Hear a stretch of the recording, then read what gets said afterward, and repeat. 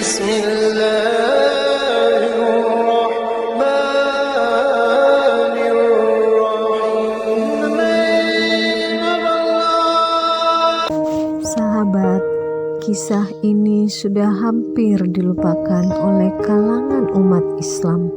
Anak-anak generasi muda saat ini, saya yakin mereka tidak pernah dengar kisah yang sangat memberikan inspirasi besar dalam kehidupan, tentang bagaimana keteguhan dan keyakinannya menjadikan ia wanita yang mulia di sisi Allah Subhanahu wa Ta'ala. Kisah Siti Masyito, wanita mulia yang makamnya harum semerbak. Hari ini akan membagikan kisah tentang seorang muslimah yang bernama Siti Masyito, wanita mulia yang makamnya harum semerbak karena memegang teguh keimanannya kepada Allah Subhanahu wa Ta'ala. Kisah yang sangat memberikan inspirasi bagi kehidupan, bagaimana keteguhan dan keyakinannya menjadikan ia wanita yang mulia di sisi Allah Subhanahu wa Ta'ala. Wanita yang hidup pada zaman Fir'aun dan sekaligus menjadi pembantu untuk mengurus anak-anak Fir'aun.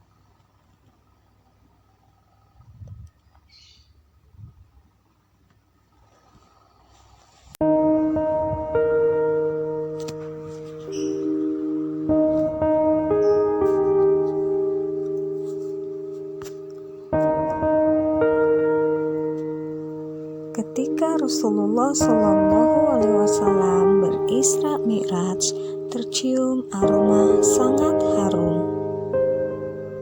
Penasaran, Nabi bertanya kepada malaikat Jibril, "Harum apakah itu, wahai Jibril?"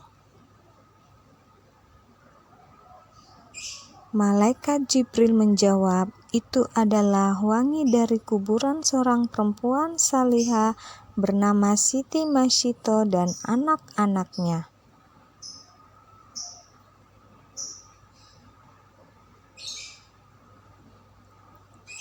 Kisah perempuan yang memegang teguh kebenaran dan keimanan kepada Allah Subhanahu wa Ta'ala ini diriwayatkan dalam hadis Ibnu Abbas.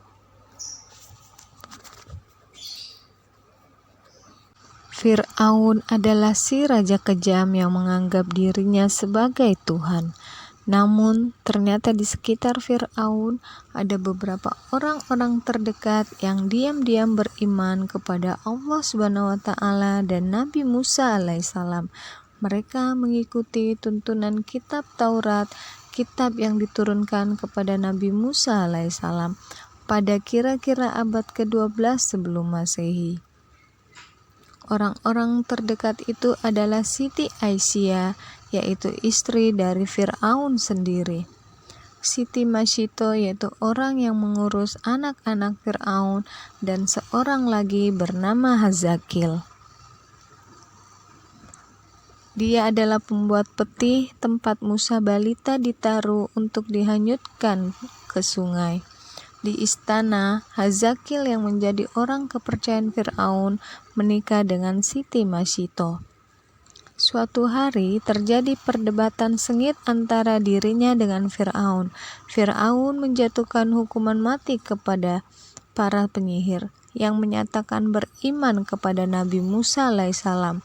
Keputusan tersebut ditentang keras oleh Hazakil. Sikap Hazakil membuat Fir'aun curiga. Atas sikap Hazakil tersebut, Fir'aun mengganjarnya dengan hukuman mati pula. Hal itu tidak membuat Hazakil takut. Dia tetap yakin bahwa tiada Tuhan selain Allah Subhanahu wa Ta'ala yang harus diimaninya. Suami Siti Masyito ini ditemukan meninggal dunia dengan kondisi tangannya yang terikat di pohon kurma, dengan tubuhnya dipenuhi oleh tusukan anak panah. Sungguh keadaan yang sangat mengenaskan.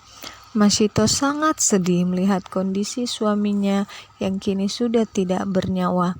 Namun ia bersabar dan berserah diri kepada Allah Subhanahu wa taala. Ia pun berkeluh kesah kepada istri Fir'aun, yaitu Siti Aisyah. Aisyah pun memberikan nasihat agar Masyito dan anak-anaknya tetap sabar. Di akhir nasihatnya, Aisyah mengatakan bahwa dia juga beriman kepada Allah Subhanahu wa taala dan menyembunyikannya dari suaminya. Sepeninggal suaminya, Masyito tetap menjalankan tugasnya sebagai perias putri Fir'aun. Namun, ada kejadian sepele yang berdampak sangat besar saat Masyito sedang menyisir rambut putri Fir'aun. Tiba-tiba sisir tersebut terlepas dari genggamannya dan terjatuh. Ketika mengambil lagi sisir tersebut, bibirnya refleks mengucapkan kata bismillah. Ucapan itu membuat anak Fir'aun terkejut lalu bertanya, "Ayahku?" Masyito pun menjawab, "Bukan, dia adalah Robku, dia juga Rob ayahmu, yaitu Allah." Karena tiada Tuhan selain Allah, jawaban Masyito membuat anak Fir'aun tersinggung dan mengancam akan melaporkan keyakinan Masyito tersebut kepada ayahnya Fir'aun. Masyito tidak takut karena dia yakin Allah adalah Tuhan yang sebenarnya, bukan Fir'aun. Laporan dari anaknya membuat Fir'aun murka. Fir'aun pun memerintahkan pengawalnya untuk memanggil Masyito ke hadapannya. Masyito datang dengan keadaan tenang. Tidak ada secuil pun rasa takut di hatinya karena dia yakin Allah selalu menyertainya. Dengan amarah yang semakin meledak, Fir'aun bertanya tentang kebenaran Masyito memeluk agama yang dibawa Musa. Sesuai apa yang diceritakan oleh anaknya, Masyito pun dengan mantap membenarkan tuduhan itu. Sambil mengarahkan telunjuknya ke arah Masyito, Fir'aun pun mengancam akan membunuh Masyito sekeluarga. "Saya memutuskan untuk memeluk agama Allah, maka saya telah siap pula menanggung segala akibatnya." Begitulah yang Masyito ucapkan tanpa ada rasa takut sedikit pun.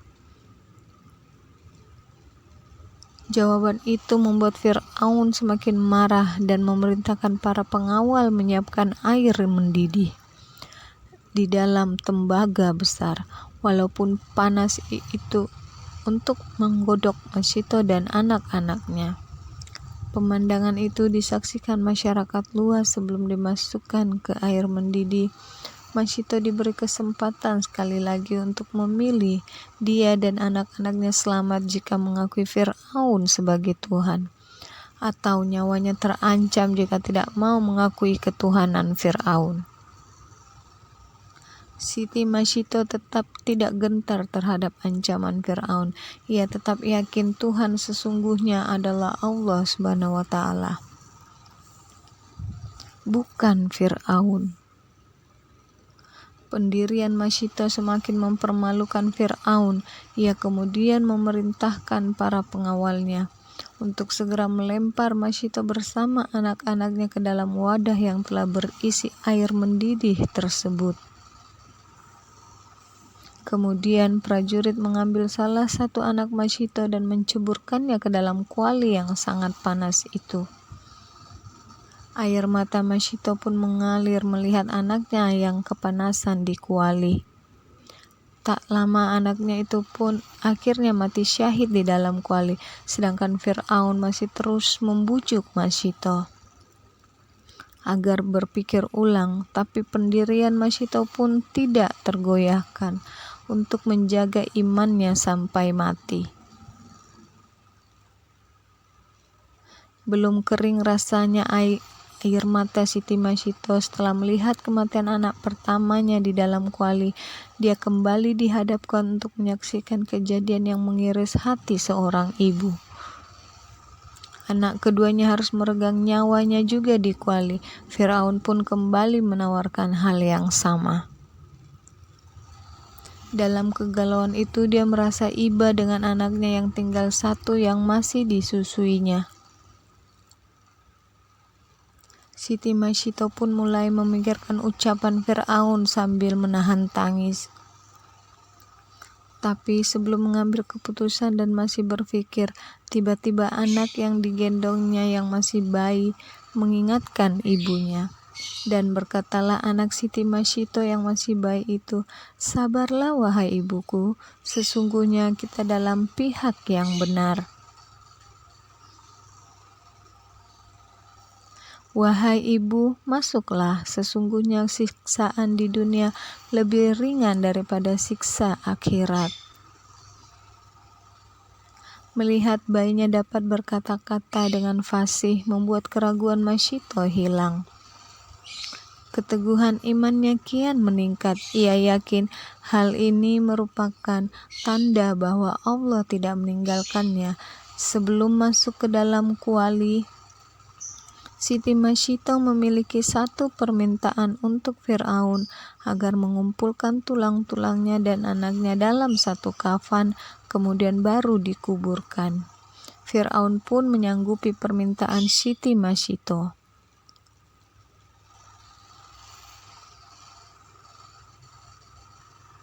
Dengan yakin dan ikhlas kepada Allah, Masyito membaca Bismillahi tawakkaltu 'alallah wallahu akbar.